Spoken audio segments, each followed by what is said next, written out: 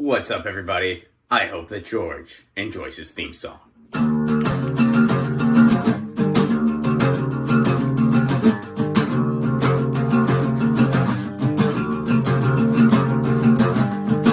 So you want to get right to the core. So you want to know what it's all for.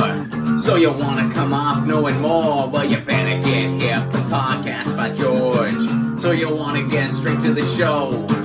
So you want to know what you need to know. You want to know what we're all here for. Well, you better get hip. The podcast by George. Podcast by George. Podcast by George. He knows what he's fighting for. It's podcast by George. Podcast by George. Want to know what we're fighting for? Hello, hi, how are you? Welcome on in to another podcast by George. That is the inimitable Ron Placone, that LA-based comedian. You'll see him on my show once in a while. He's a real lefty. He's a real progressive. He's got some stellar political views, and he's an outstanding comedian. So you got to understand that theme song's a little bit tongue-in-cheek, but thanks, as always, to the great Ron Placone. Now, we're going to be talking about a topic today that's very close to me, very near and dear to my heart, because I grew up on a farm. I live in the heartland. I am smelling and seeing the stench of death, really, is what it is. It's all around us. And I want to do my part, little part here, to raise my voice of concern and bring on a guy that has got a big role in this, a big part in it. I hope you saw the promo that I put out on Facebook and YouTube. This is it, Big Ag. They're feeding us a big load. And what I didn't say there, folks, is that it's a big load of crap. It's in our water. It's in our food. It's in our air. It is everywhere. It ain't getting better. It's getting worse. And it's time we recognized the threat to each and every one of us. Let me do the introduction here for our esteemed guest. I'm really going to like this one today, folks. Chris Jones. He's writing from Iowa, Wisconsin about the natural world and the intersection of agricultural and environmental issues. He's the author of the Swine Republic. You'll see that book right off my left side. And I'm going to thumb through that. That's not a PDF. That's not a graphic. That's the actual book. And get that book, folks. And in the meantime, follow him on Substack at River Raccoon. WriterCast says Chris Jones holds a PhD in analytical chemistry from Montana State University and a BA in chemistry and biology from Simpson College. Previous career stops, including the Des Moines Waterworks and the Iowa Soybean Association. And as an avid outdoorsman, he enjoys fishing, bird watching, gardening, and mushroom hunting in both Iowa and Wisconsin. And while he spends most of his time in Iowa City, he is especially fond of the upper Mississippi River and the driftless area of Iowa, Minnesota, and Wisconsin. He recently retired from the University of Iowa, and we're going to spend a lot of time talking about that, but we might ask him a question or two about that. Let me click a couple of buttons here and say good morning to our new friend, our new pal here, Chris Jones. Hi, Chris. Okay, good morning. Happy to be here. Yeah, thanks for coming on in here. You know that, and I know there are going to be people watching this that are familiar with the situation at the University of Iowa. Is that where that sits? Is that where that's always going to be? You resigned? Because I know when it happened, a lot of people said, man, what the hell's going on there? I mean, is that the way you want to leave it? Well, I'd still be working had certain things not happened, and that mainly is people in the legislature didn't want me to do my job the way I had been doing it, and so rather than sort of change course, I went and talked to my financial advisor, and he had to tell me 3 times that if I wanted to retire, I could retire, and so I just decided to retire. I kind of gotten a little fed up with people in the legislature providing some pushback to what I'd been saying and writing and so forth. And so I just thought I would just go ahead and retire. And so I don't regret that. I'm getting a lot of things done here in retirement. And so I have no regrets. I mean, I get it 100%. I tell people, yeah, I had to go into the marketing world because I was starving to death in broadcasting and news on the local and state level here in Iowa. And I tell folks, I retired the minute that I could because I was tired of it. I mean, I just felt like a cog in the wheel. I felt like I wasn't contributing. I started this podcast because I wanted to be a little bit, I just call it a piece of the patchwork quilt of independent left-wing media. I mean, I'm really good with that, and I don't regret that decision at all, not for a minute. Let me bring this up on screen again. This is the book, The Swine Republic. That's the cover. And what doesn't get talked about a lot, I mean, people do, okay, the Swine Republic, it's self-explanatory. Yeah, it kind of is. But the subtitle here underneath your name, this means something. Every word means something, folks. Struggles with the truth about agriculture and water quality. And that's what we're talking about, these struggles with, and I put an emphasis on truth tellers, and truth seekers. And that's who you are. And that's what this book is, Chris. Mm-hmm.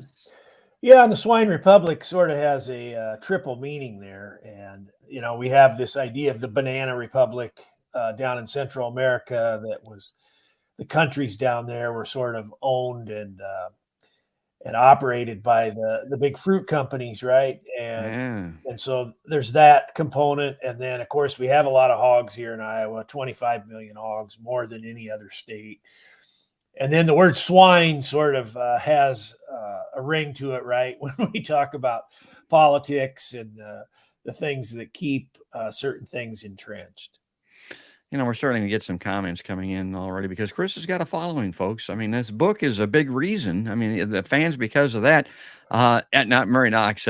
She's she rides shotgun on my show a lot. She says, misses your blog, Chris. I think everybody does. But then again, Substack and Twitter and places where you can get the blog type content aside from the book. Matt Grunwald is a regular viewer of the show. He brought up a question here. The driftless areas is beautiful. Tell us about that, Chris, because what is a driftless area? That's mentioned in your bio. So the driftless area is where we never had glaciation. And so we think of the Iowa portion as being part of the driftless. It really isn't. There is some glacial drift in Iowa, but the topography of Iowa in northeast Iowa looks very similar to the topography of the true driftless, which really is only in Wisconsin.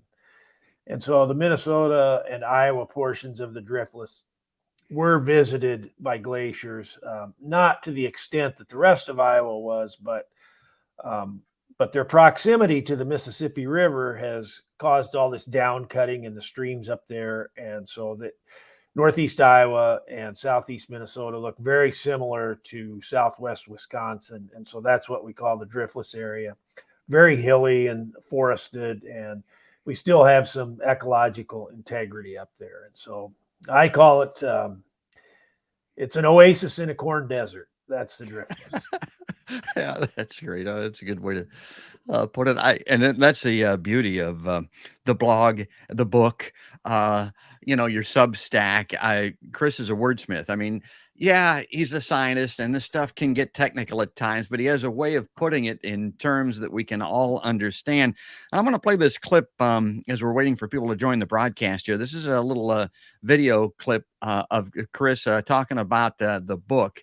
We're going to talk about a lot of things other than the book, but this is, the big myth, the mythos, as I refer to it. Let's play this and give people an opportunity to watch and hear it, and we'll come back right afterward. This passage is from the essay, Mamas Don't Let Your Babies Grow Up to Be Farmers. This particular essay addresses the myth that's been created around the Iowa farmer by the various ag advocacy organizations in Iowa over the years. The 40,000 full-time and similar number of part-time Iowa farmers are outnumbered by several professions, including frequently vilified teachers. But yet we've made farmers the soul of the state. We're asked to thank them at every turn, and we groom our school children to hold them in the highest regard. We bestow favorable tax policy upon them, along with public money to bolster and indemnify their operations. We bless the damage their overweight vehicles and equipment impart to our roads and bridges, and most aggravating, turn a blind eye to the pollution. Yeah, I want to start there, and the reason I played that clip is because, and it's something that I've talked about on my show. Now, I grew up on a farm. Hell, I grew up on a dirt road. It was a 120-acre farm, and those just don't hardly exist anymore. People have got to understand that what we're talking about here, this mythos of the American farmer, um, it just doesn't exist any longer. Let me see if I can get this to come up on stage here. And let me see. Why can't I get Chris to come back on? Let me click here. Add to the stage. All right. Hmm. I'm having a little bit of technical difficulty, which I don't normally have. I pride myself in having a show that does not have technical problems, but Chris is still here. I can still see him, but I can't. Ah, there he comes. I don't know what the delay there was, but I was talking about the fact that, yeah, the Iowa farmer is not this mythos that we've been led to believe that we've grown up with, and it's still being promulgated. I don't know if it's actively being promulgated, but it's out there. And the idea is that these are hardworking, hard scrabble farmers with a few acres of land, a few hogs, and a few cows, and they're trying to get by, and they deserve our support and admiration.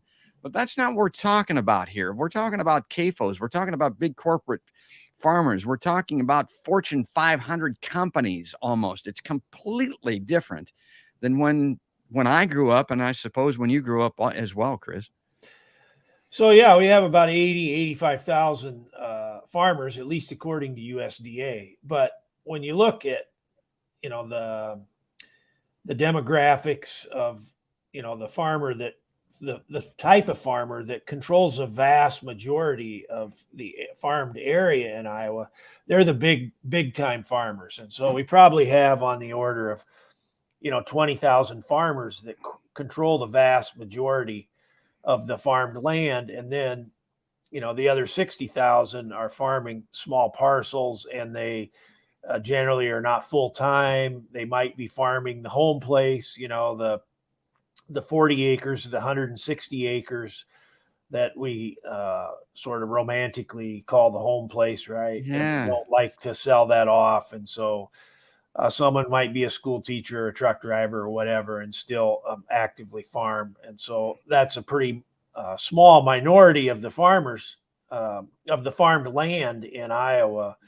But the industry uses that in a way to make us think that, the small operator is still the rule, which really isn't the case. The big farmers control the vast majority of the farms, of the land, and so yes, it's completely changed. Well, and then talk about the insult to injury, which is that clip has a lot in it, actually. And this is the value of words and the writings that Chris has. The insult to the injury here is that we're being poisoned. It's like 1,000 paper cuts, a little bit at a time. But the insult to the injury is that we're underwriting it. We're paying, subsidizing for these major corporations that we're talking about to harm us, Chris. Well, that's exactly right. And we have the main subsidy program in the United States right now is a crop insurance program.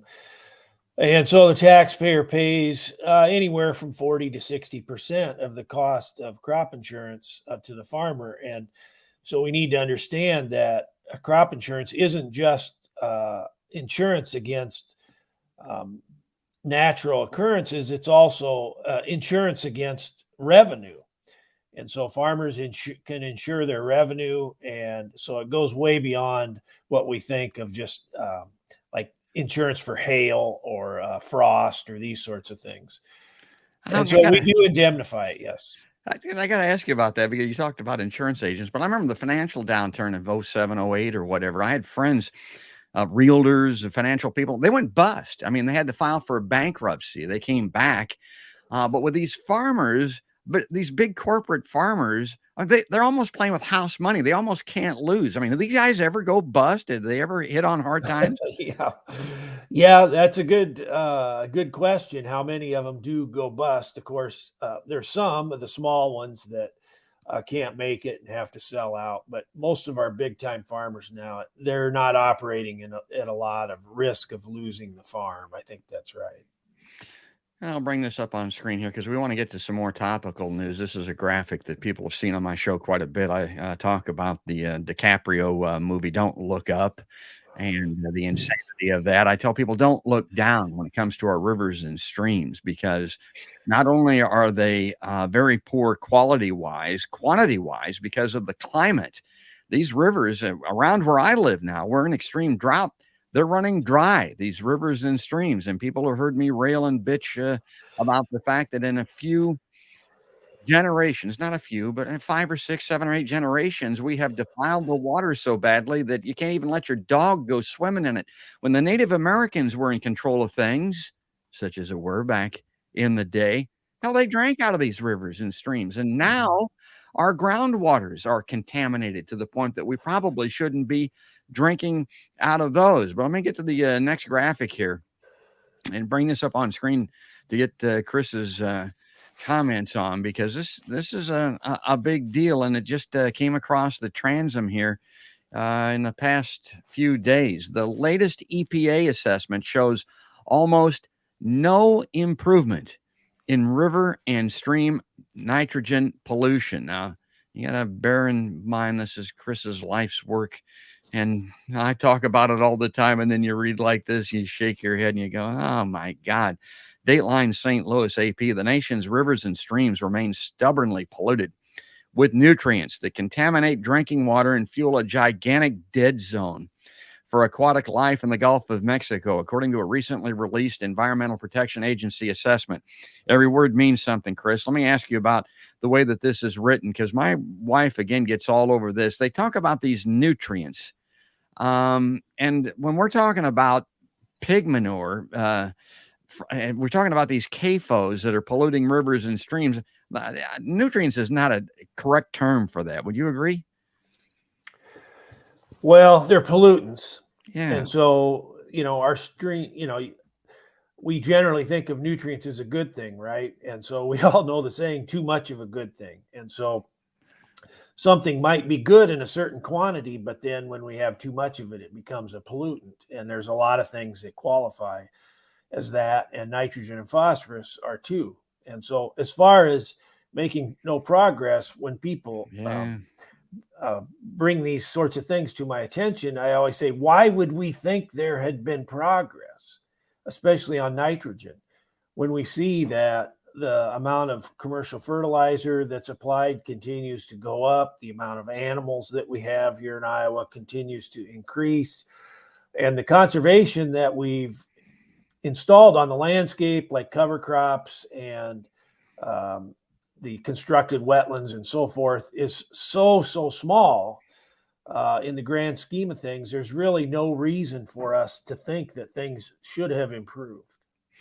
I continue here with the next paragraph. I've got this is something I wanted to ask you about, because I talk a lot about real lefty politics. Climate, war, and healthcare are the big three on my show. That's what I talk about all the time. And I criticize and point a finger at politicians and their media surrogates for making us think that these problems are too complex to be solved, that we just have to give up, that the average person can't even understand them. And that's this next wording here. It's a difficult problem that's concentrated in agricultural regions that drain into the Mississippi River. More than half the basin's miles of rivers and streams were in poor condition for nitrogen and phosphorus from fertilizer that drains into waters, the agency found. And for decades, federal and state officials have struggled to control farm runoff, the biggest source of nutrient pollution that is not typically federally regulated. Okay, Chris, the question for you is, is this really a difficult problem? And I don't know a hell of a lot about the federal regulations and that type of thing, but I know they exist. I know you can't spray DDT on the fruits and vegetables any longer. That's not difficult. So is this really a difficult issue that can't be resolved? Well, we know what the causes are and we know what the solutions are. So from that perspective, it's not difficult. What's difficult is that no one wants to implement the solutions, and politicians from both parties lack the courage to force the issue. And so from that perspective, it's a difficult problem. Yeah, keep the politicians in mind here because we're going to get to that. And that's what this article says. A politically fraught issue, especially in major Midwest farming states that significantly contribute to the problem. Many of those states cite their voluntary conservation programs. Just recently, I was reading in the news about this as evidence they're taking on the problem, yet the new EPA data shows little progress. Okay. It shows that they're either too dumb or they're in on it. That's what it shows. We talk about that on my program all the time, Chris. Voluntary conservation programs don't work. They've never worked. They ain't gonna work. Would you agree?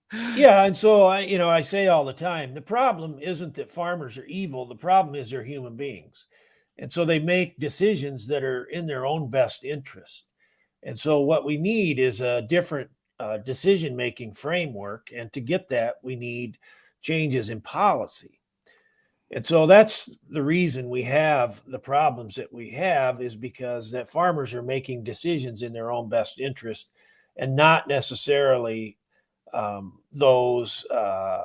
necessarily decisions that are targeted towards the common good. Yeah, I want to keep moving here because we've got a lot of stuff from Chris to cover, and I particularly like his Substack. I wanted to bring up one of the most recent postings on that because it shows you how it affects each and every one of us, even hockey players, folks, even ice fishermen and ice fisher women, I guess you could say. It affects them as well. Chris writes in the Swine Republic. This is in his Substack. On most January Sunday afternoons, I would ordinarily be poking holes in lake ice for the purpose of fish extraction. But in this iceless winter, I'm poking around the internet for some historical lake ice data. Duration of lake ice cover is a good climate change indicator. Yeah, remember, don't look down. Look at the lakes. There's no ice because of the high specific heat of water. The amount of energy necessary to change the temperature of substance makes it less responsive to anomalous atmospheric events and more indicative of overall change. It takes about 4 times as much energy to raise the temperature of water as it does an equal mass of air. Okay, well, we might get Chris to elaborate on that from a scientific standpoint, but here's something that I know about. Look at this. Heartbreaking day at the pond. Official announcement regarding the U.S. Pond Hockey Championships. I'm a hockey guy. People know that watch my show. This pond hockey thing is a big deal, folks. They have people from all over the world that come to Lake Nokomish and the cities up in Minneapolis to go to this thing. They couldn't have it this year. They say we're as gutted about this as all of you are. This event sometimes teeters between a couple of degrees, and we've had good luck and we've had bad luck. Last weekend was good luck. This past weekend was bad luck. We were hoping that the temps would get at least a few degrees lower to freeze overnight. We're talking about Minneapolis, folks. Weather and climate are separate. I have Chris Gloninger on my show all the time from the former KCCI weatherman. You can't conflate the two, but sometimes that doesn't appear to be the case. We hope that humidity would be lower to help evaporate the water. It's at 95%. We hope the daytime temps would stay in the mid or lower 30s. They are in the upper 30s, and forecasts this week have gone from potentially good to it's all bad. And this Richie Gelman, I think he's a skater up there, a guy that wanted to play in it. He says, if there was ever a reason to solve global warming, it's to save hockey, at least outdoor hockey on the outdoor rinks. Chris, don't look down, right? So a lot of the things about our lives, have been centered on weather, our weather expectations and our climate expectations. And so clearly, when the climate warms, it affects our everyday lives. A lot of people don't think of it in that context, but there's lots of ways that a warming earth can affect our everyday lives and the quality of our life. And if you like hockey, obviously that's one of them. Yeah, and I do like hockey. And like I tell folks, and it has to do with the environment. It has to do it's kind of an extension of forest bathing, playing outdoors. I know hockey players from guys that have played at the NHL level right on down. And all hockey players will tell you if they have a chance, if they could, they play outdoors. Man, it's exhilarating. It's cool. It's a great thing. and it's being lost. It's being lost at the U.S. Pond Hockey Championships this year. Let me bring Mary Knox back into the conversation. Love Mary Knox here, the great Mary Knox. She says, Chris, do you feel like regulations from the EPA were tougher, for example, in the 80s than they are now? Whatever happened to RCRA? Yeah, so RCRA doesn't really apply to agriculture. And so the Clean Water Act, which was passed into law in 1972, I believe, it exempted agriculture. And the component in the Clean Water Act that was thought to have been targeting agriculture is what we call the 319 program, the non-point source program. And so the money that's allotted to the 319 program is so small every year that, it's not nearly enough to address farm pollution. And we have no regulatory mechanism to reduce, especially nutrients, the nitrogen and phosphorus in the nation's lakes and streams, because the industry was exempted from the Clean Water Act. And so I would say what's changed in this country is the culture of things being regulated. And so we tend to have a real anti-regulatory approach to things. And so neoliberalism, right? What is that? Well, it's looking, at least part of that is looking towards the market, the free market for solutions. And, that just doesn't work for things like agriculture and for nutrient pollution, where they almost need to pollute to do what they're doing to produce crops. I'm always reminded of another professor, the great Sheldon Mullen, talking about inverted totalitarianism. That's what's happened in this country. Yeah. It's kind of a corporate fascism, for lack of a better description, but the corporations have captured the government, and they're acting in the best interests of their boards of directors and their investors. And I tell people that if they're publicly owned and they have a charter and you buy into those companies, you invest in them, they are legally, I think, bound to only care about the almighty buck. They don't care about the end of the earth. That's not what this game is all about, folks. And that's what they're doing. And that's what's happening to all of us. And okay, so you don't care about ice fishing, you don't care about hockey, maybe, and I can understand that. How about cancer? Do you care about cancer? Let's talk about that. Chris writes, America needs oncologists to deal with the malignancy that is Corn Belt agriculture. I talk about cancer on my show all the time, Chris. I just had Dr. Andrew Nish on the show talking about it. You write that maybe you've heard that Iowa was recent, and this is what we were talking about with Nish. He said, we were recently found to have the second highest cancer rate in the United States. We're second only to Tennessee, for God's sake. I mean, who wants to be like Tennessee? Look at who runs that state, but then look at who runs our state. And they're also big tobacco. They have this huge heritage, this legacy of tobacco in that state. So they've got cancer issues because of tobacco. We're second only to them. Only state with an increasing rate. That's Iowa. Based on Iowa DNR data about public water supplies, about 800,000 Iowans are drinking high nitrate. That's greater than 5 parts per million water supplied through their municipal water system. Okay, I want to bring Chris in here because this is something that, again, that I'm aware of because of my wife mostly. And that is in Europe.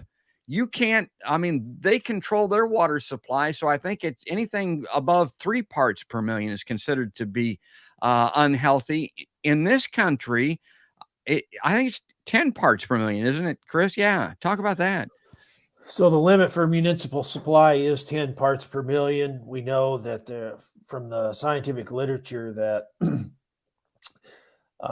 there are health effects from drinking high nitrate water above 3 parts per million over a lifetime. And so that includes an increased incidence of certain cancers, especially in women, but some other things too. And so, I just would say with regards to this inverted totalitarianism idea, look, we know one of the solutions is to better manage nitrogen fertilizer. And we know that Iowa farmers and farmers elsewhere are applying more than what they need And so the question would be, why don't they apply less? And, the truth of the matter is, agribusiness, big business in America, they don't want farmers to apply less. And look who in this country makes nitrogen fertilizer. Well, Koch Industries is a big one, right? Yes. I think everybody's heard of the Koch brothers.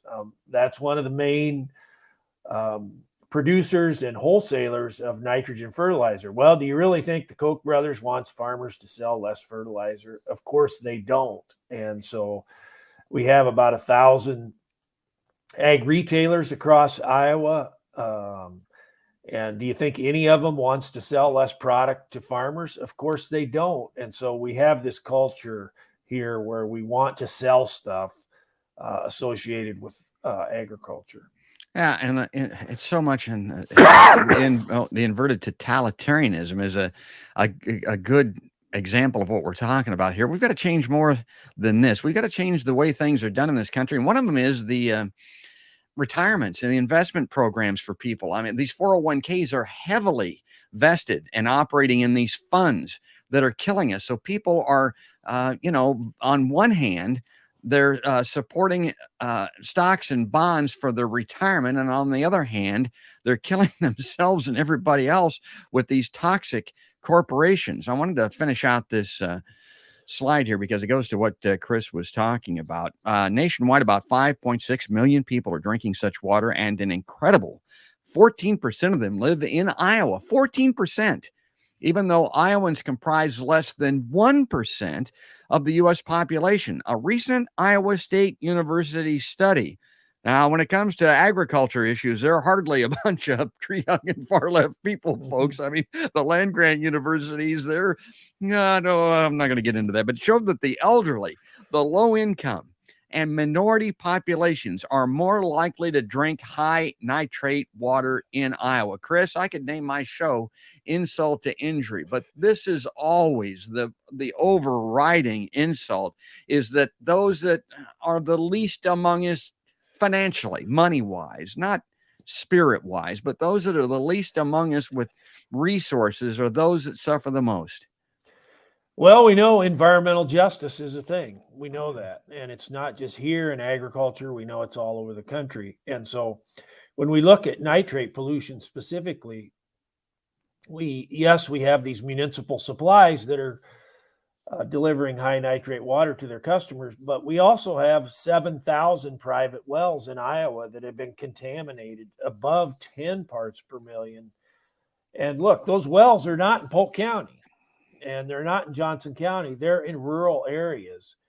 And we know many of these rural towns are sort of economically not what they used to be, not as prosperous as what they used to be. And so in Iowa, at least, rural people typically shoulder a greater burden from this pollution than people in the cities. Great. We're just about half over here with the show already. And folks, we're talking to the great Chris Jones, the author of The Swine Republic. Let me bring this up on screen here to kind of take this segment out. This is a chart that I saw in your Substack here from The Swine Republic. Tell us what we're seeing here, Chris. Well, that's a number of people in Iowa that are drinking water above 5 parts per million nitrate, and that does not include the private wells. And so the actual number of citizens in Iowa that drink water above 5 is several thousand more than what that graph shows. But, between 800,000 and over 1 million people drinking high nitrate water over the last 25 years or so. And so, I don't have any sort of slam dunk evidence here to link this graph to the second highest cancer rate in the United States. But nonetheless, when we know that drinking water above 3 parts per million nitrate increases your risk for certain cancers, it certainly seems like this is something we should consider as we look at the common good and the public health here in Iowa. And as we leave this cancer topic, I want to say this again. I move in and around these cancer circles a little bit. Dr. Nish is a frequent guest on my show. These statistics, these recent cancer statistics, they're paying attention. It's a head snap for those folks. They're kind of surprised. They're wondering what this is all about. And they're kind of heading in the direction that Chris is talking about. Is it definite? Will they come out on record? Do they have the statistical evidence to prove that it's because of these ag chemicals? Not necessarily, but some of this is almost at least borderline common sense. Let me bring this up on screen and we'll talk about this, Chris. Who's to blame?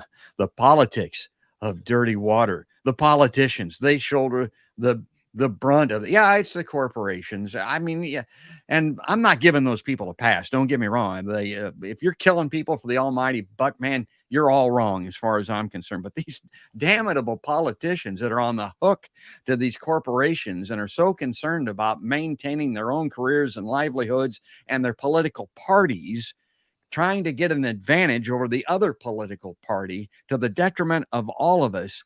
This deserves to be talked about. Chris says, as sure as eggs is eggs, I will get asked a question about the politics of water pollution in the Q&A following my programs. That fact alone forces me to think about politics more than I'd like to, which, considering this is modern day America, is about as often as I'd like to step in fresh dog crap while carrying wet laundry to the clothesline barefoot. But here we are. Remember when I told you about him putting this in everyday terms that we can understand? This is great. He says, I respect Republicans, ours from here on, Republicans, if only because you know what to expect. Brazen dishonesty, obfuscation on their good days, willful ignorance on other days. This three-trick pony was never more perfectly transformed into human form when Iowa's Secretary of Agriculture, Mike Nagg, recently said Iowa's nutrient reduction strategy was working because it is voluntary. Remember that article that we had up earlier? I mean, this is what I call pissing down my back and telling me that it's raining, Chris. I mean, the statistical, the science, the evidence is right here. This guy says it's working because it is voluntary. We talked about this a little bit, but my God, what do you make of this? Well, I think this comment by Mike Nagg pulls the curtain back. Yeah. Right? And what it says is it's not the outcomes that are important. The outcomes being, better water. What's important is process. And so they want the policy to be voluntary, and whether or not it's working or not. And because it's voluntary, it's working. It's not because they're taking measurements in the water that show improved water. It's because it's voluntary. And so I think we have this really a perversion here is what it is, where we're focusing on process and not the outcomes that are beneficial to all Iowans, and not just the 85,000 that are farming and whoever else is working in agribusiness. I got Matt Grunwald. He's got a comment here, and he follows my show, and he knows I talk about this all the time. I don't. Is this something that you get into very often, Chris? Matt points out, rightfully so, we can fund billions, trillions, folks, to the military-industrial complex. We can easily fund better agriculture practices. Yeah. Because they use the money, the cost of these is an excuse. But my mind, Chris, that's really all it is. It's an excuse. The money's there. It's just the will that's lacking. Would you agree? So the will is lacking. And so what we need is to transition farmers to a production system that doesn't pollute as much. And look, we know that will require recapitalization. I'm not against the public participating in that recapitalization. The problem we have with that is that the existing infrastructure is really aligned with what farmers are doing. And so what are they doing? Well, monocropping corn and soybeans, and then the CAFO scheme for livestock production. The existing political, economic, and built infrastructure is aligned with that. And thus, the politics of trying to fund something that produces the outcomes that we want is really bad, right? And politicians don't want to take that on. Yeah, folks, we got to stand. We got to stand for something, or you'll fall for anything. And man, we are falling over dead almost literally. And this is something, again, that's going to this is getting worse. It's not getting better. I want to bring this up on screen from the Swine Republic, because this is before we move off of the R's. And we're going to get to the D minuses here very shortly. But the Swine Republic says another example of NAG's communication style can be seen from Iowa Senator Chuck Grassley. R. Below, he leads the reader into the idea that he's practicing good conservation on his farm with minimum tillage. Again, you're going to believe me or your lying eyes. Look at this. Grassley put this up himself. My God, I haven't been on a farm. I haven't been behind the wheel of a tractor for 40 years, Chris. I know this is not minimum tillage. Look at that. There's no, look at the dust behind that disc or whatever. That circle is mine. But my God, this is, again, is insult to injury. So NRCS says minimum tillage leaves 30% of the crop residue on the field. Yes. And obviously that's 0%. But, if you're in the general public and you trust Chuck Grassley and you see this, and then you go drive across the countryside and you see this on a field as you drive across Iowa, you might think, well, Chuck Grassley says that's a good conservation practice, so it must be. And so this is the sort of propaganda that the industry is really good at trying to make the public think that the larger body of farmers are conservation minded. Yeah, and don't get me started about Chuck Grassley. We're not going to get into that today, but he is a key, primary, a stereotypical, a quintessential example of the gerontocracy that is ruining this country and the world. This is a man that he is so old and feeble, I wouldn't trust him to watch my car in the parking lot of a hockey game, but he's running the world. He's one of the 100 most powerful people in the world, and he doesn't even know that he's putting up a self-defeating photo that Chris can spot in an instant. Hell, I can see it. Let me bring this comment up from Mary Knox. I love Mary Knox. She said, Chris, didn't Kim Reynolds cut funding for water quality sampling and testing across Iowa? So there was a bill in the legislature in last year's session that did cut the funding for the water quality sensor network. That's right. And that passed and was signed by the governor. Now, why is that important? I mean, what do we lose when we lose that? Well, so the Iowa Nutrient Research Center, which is based at Iowa State, is funded at about $1.6 million per year from what we call the groundwater tax or the fertilizer tax. And then that money, about a third of it, came over to the University of Iowa. That funded the deployment and operation of a network of water quality sensors across the state that were measuring nitrate continuously in the water. The system had been in place since 2012. And yes, the legislature and the governor did defund that. All right, let me keep moving here. Bring this up on screen because the name of the slide deck that I put up is both parties are responsible for this. As I see it, Chris says the D minuses are plagued by three issues. The D minuses are when it comes to water quality. One, they crave farmer votes like a wild boar craves an acorn. This is interesting when it comes to voting because it's the mythos that we're talking about here. There aren't that many of them, but they're extremely powerful. These ag corporations, big ag, a lot of money goes into these campaigns.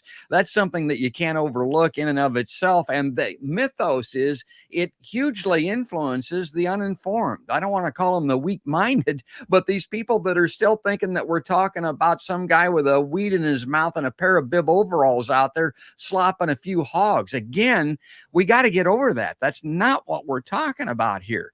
And that's what Chris writes about. I mean, it's not, three are named Harold, and then there's one each of Arnold, Arlen, and Dusty. These people that are on TV, one married to a school librarian in Sioux County. So, combined, they've been on TV more times than Bob Barker. Chris says, when bidding for rural votes, D-minusers seem to think rural farmer, rural equals farmer. And that's something we haven't talked about either. Most of the people living in these rural areas, which are declining in population, where the CAFOs are, as I understand it, they're not farmers. They're and we conflate the two, and that's a major issue too, Chris. So look, there's less than 1,000 farmers per county, and I think this idea that Democrats need to do better in rural areas. Well, of course they do, right? We know that they do need to do better in rural areas, and I'm all for that. But to equate this landed gentry that we have in Iowa now with the rural vote is just a huge mistake. And so, you go to our small towns across Iowa, and you look at the condition of our towns and rural areas. Well, the farmers, look, they're doing pretty good, right? Live in nice houses. Yes. You look at these operations as you drive across the country, and then you look at what's in our small towns, and they've declined a lot. And so I think it's a mistake for Democrats to equate the two. But nonetheless, when you watch TV commercials during the election season, what are Democrats doing? Well, they're walking across the farmyard with some rich farmer, and that rich farmer might be a Democrat, sure, but I think this plays into the mythos, as you say, and I think it ignores the rural people in Iowa that really do have some needs that are being unmet. Yeah, and I get that criticism. Well, George, you don't support farmers, and you grew up on a farm. Yeah, I support real farmers. I don't support big ag. I support rural Iowans that are suffering, that are not benefiting from this. Now, this is a large piece here, and maybe I'll just read a little bit of this. He says, I'll finish this criticism by saying that polluted water here in Iowa and the rest of the Corn Belt is not a matter of putting a Band-Aid here and a diaper there and getting farmers to nip and tuck and tweak, and we'll get the water we want. So many people working on these things have irresponsibly allowed farmers and the public to believe this. It's been a disgrace, and it's probably set us back decades. And I highlighted this down here because this was new to me. This is a great way to refer to this. And I probably will too. I talk about big ag. Chris says this is a problem of power. The Aggies, the big ag folks, get it? That's great. The Aggies have it and you don't. And we're running around prostrating ourselves, supporting these people, giving them tax incentives, making it so they're playing with house money so that the wealthiest people in the communities, so that they can sell to Fortune 500 companies located in New York State or something like that. And they're befouling our water and our air and our soil for generations to come, Chris. So that's right. We give them favorable tax policy. They have very favorable inheritance tax policy. We give them favorable property tax policy. We let them abuse our roads, for example. And then we also, turn a blind eye to the pollution. At the same time, we indemnify the system. And, what I talk about is the pollution. And whether we want to support agriculture in this way, is not really the question. I mean, lots of countries subsidize their agriculture, right? But here in this country, at the same time we do that, we turn a blind eye to the pollution. And that's what I think needs to end. It's perverse policy that we indemnify this system, and then we also ask the taxpayer to pay for the pollution that results from it. Yeah, and we're running out of time here, but when I hear Chris talk, I think about the churches as an example. I mean, look at these beautiful, expansive churches. It seems like they're on every street corner in the state. Well, when you get preferred tax policy, when you're tax exempt, as an example, that's much easier to do. And supposedly, although it's not really a reality today, there was a deal with the churches where, okay, you're going to get this preferred tax policy as a church. That's the good news, church. The bad news is you can't preach politics from the pulpit. There are certain things that you cannot do. Well, with these big ag concerns, you would think we would be able to say, okay, you're getting subsidized, you're getting underwritten, you're getting preferred tax policy. That's the good news. All those things are good news. The bad news is you can't poison us with your damn chemicals and your fertilizers and stuff like that. But we seem to be losing that equation when it comes to big ag. Well, look at like the churches, farmers use our infrastructure. So churches use the water and wastewater, they use the roads, they use fire protection, all these things that are funded by the taxpayer that are part of our infrastructure. Well, what's our natural infrastructure here in Iowa? Well, it's our rivers and our lakes and our aquifers. And you think of the lock and dam system on the Mississippi River and all sorts of other things, our air. This is part of the natural infrastructure here. And we let the industry, the agriculture industry, defile those things at the same time that we indemnify the operation. And that's where I really object. Yeah, here, me as well. I'm talking about objecting. And I get this criticism. I know Chris does too. And he mentioned this, sometimes when people want him to come talk, they got to be prepared for what he's going to say. And this is a good example where both parties are liable and responsible in this. Chris, I tell people I was working in corporate America to get to retirement and kept my head down and kept my mouth shut because I was owned, by Republicans, which most people are in these corporations. And then I came out on the other side in retirement and I looked around like, my God, where are the progressives? Where are the liberals? Where's the left wing of America? It looks to me like the Republicans are a part of this inverted totalitarianism that we talked about earlier, Sheldon Wollen's term, corporate fascism. That's what Republicans have become. That's what Trump is. It looks to me like the Democrats have become Republicans. That's what it looked to me like. And, the progressives are what we would have called mainstream Democrats or maybe even right-wing Democrats. I mean, where is everybody? Let me bring this up on stage because this is what Chris is getting at. I call this Tweedledee and Tweedle R, Chris, for the liability that we're discussing here. Now, in fairness, what do you say when people say, yeah, but the Republicans are worse? The Democrats are bad, but they're not as bad. Does that argument hold any water? Does it make any sense at all? Well, I think on environmental issues, the Republicans definitely are worse. Now, does that, excuse the performance of Democrats on these issues? Obviously, if you read my stuff, I say no. We like to talk about Citizens United all the time, right? And how Democrats aren't going to unilaterally disarm in terms of campaign financing. They're going to take money. And we see Democrats in Iowa that have been more than happy to take money from big ag here in the state. And so, as I said, they're not going to unilaterally disarm, but as liberals, which I'm one, right?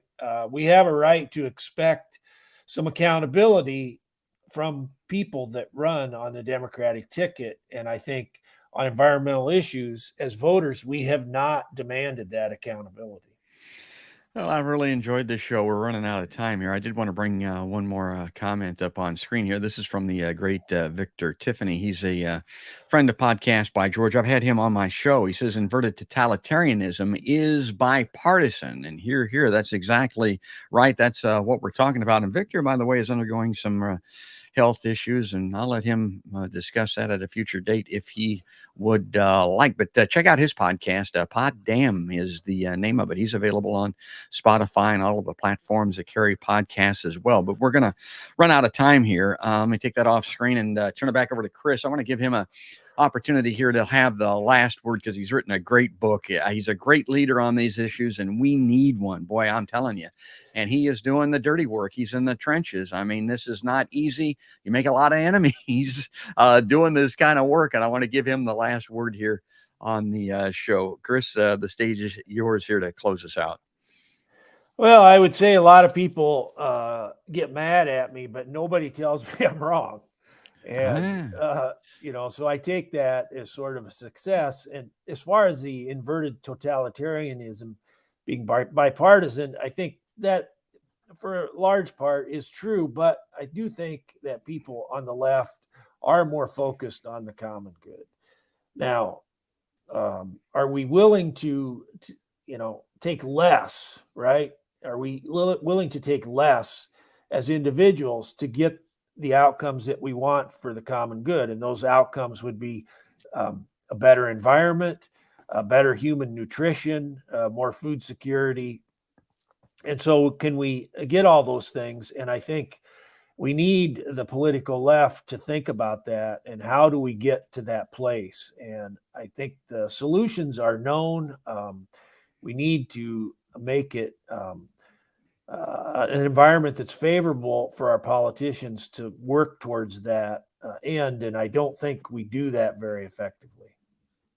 And you're going to be out there fighting the good fight. And I encourage everybody again to get the book here. Let me bring up a graphic of that. I want to show this on screen again. This is the Swine Republic. Read this book and you'll be a smarty pants. Let me tell you something. You'll understand this both in everyday anecdotal terms and in scientific terms as well. That's the great Chris Jones. Chris, thanks again for coming on Podcast by George. We'll circle back here. I think it's having an effect. I think it's working. I think the awareness is coming. It's a slow process. You can't expect a revolution overnight, but maybe we're starting to wake up on these issues. And again, when it comes to the CAFOs and the mass confinement and slaughter of these animals and bacon fests and stuff like that, I just tell people from a humanity standpoint, my God, I mean, slaughtering all of these animals. I tell these guys that run these CAFOs and stuff, you go up in front of St. Peter. I'm not a really religious person, but you got to explain what you did for a career, what you did for a livelihood, slaughtering millions of hogs as an example, so people can eat frozen pork bellies. That's something to be concerned to think about. Chris, thanks again for coming on podcast. Okay, well, thanks for having me. Happy to be here. Yeah, we'll talk again very soon. And folks, if you like the show, if you like seeing Chris Jones on Podcast by George and people like him, subscribe to me. Now go to Chris's Substack and check it out first and foremost. I've got that banner here. Let me see if I can find. Yeah, here it is. So this is him on Substack. You're going to see some great readings there. You can get the basics. You can pay and get more, and then get the book, of course. But check Chris out and then go to podcastbygeorge.com and check me out. You can subscribe free on Facebook and YouTube. See the video live streams that way. And you can also hear Podcast by George on all the audio platforms where podcasts are heard, like Spotify and the iHeartRadio app. But that's going to do it. That's going to wrap it up, folks. That's all there is. And there ain't no more. That's another Podcast by George.